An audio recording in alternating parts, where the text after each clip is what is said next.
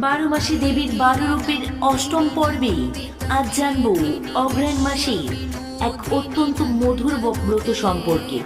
হেমন্তের এই অগ্রহায়ণ মাসে আরাধনা করা হয় দেবী দুর্গার ষষ্ঠ রূপ মা কাত্যায়নী।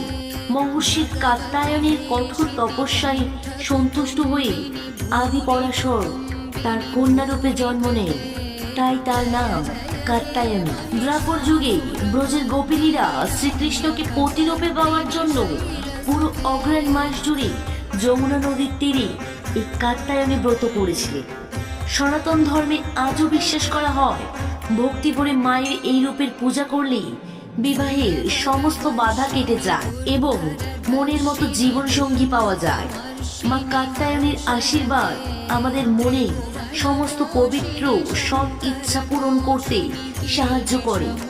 পৌষের কনকনে শীতে অমাবস্যার রাতে মা কোন ভয়াল অথচ রক্ষাকারী রূপ নেই জানতে ভিডিওটি লাইক করে এক্ষুনি সাবস্ক্রাইব করুন।